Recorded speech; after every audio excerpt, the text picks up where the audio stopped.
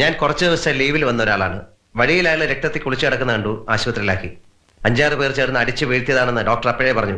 പിന്നെ വാർഡിൽ കിടക്കുന്ന സമയത്ത് ലോറിയൊന്നും വന്ന് തട്ടിയതായിട്ട് അറിവില്ല. നിങ്ങൾ സീരിയസ് ആയിട്ട് എടുക്കണം. പരിക്കേറ്റ് കിടന്ന ഒരാളെ ഹോസ്പിറ്റലാക്കിയാൽ അത് ഇവിടെ വന്ന് പറയുന്നത് തനിക്ക് അറിഞ്ഞുകൊള്ളൂ. തല്ലി വീഴ്ത്തിയ തനിക്ക് തന്നെ ആളെ ഹോസ്പിറ്റലാക്കിക്കൂടെ? ആർക്കും ഒരു അനക്കല്ലാതിരിക്കുമ്പോ ഒരു കടലാസും കുത്തിക്കെട്ടി സൈൻ ചെയ്യാൻ വന്നാലുണ്ടല്ലോ, താനൊക്കെ ലീവ് കഴിയുന്നതിന് മുമ്പ് അകത്ത് കിടക്കും. ഇത് കൊലപാതകം എന്ന് പറയാൻ താൻ ആര് CBI യോ? മിസ്റ്റർ ഇൻസ്പെക്ടർ, ഞാൻ യൂണിഫോമിലായിരുന്നു വന്നിരുന്നുവെങ്കിൽ നിങ്ങൾ എന്റെ മുമ്പിൽ എഴുന്നേറ്റ് നിന്നേനെ. Mind it. എന്നെ അകത്തിടുമെന്നൊക്കെ പറയുന്നത് വെറും മോഹമാണ്. മോഹിക്കുന്നതൊക്കെ നടക്കണമെന്നുണ്ടോ?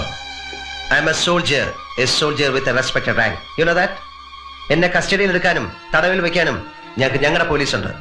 അവർക്ക് നിങ്ങളുടെ സഹായം ആവശ്യമില്ല. That is service and that is A difference. മനസ്സിലായോ?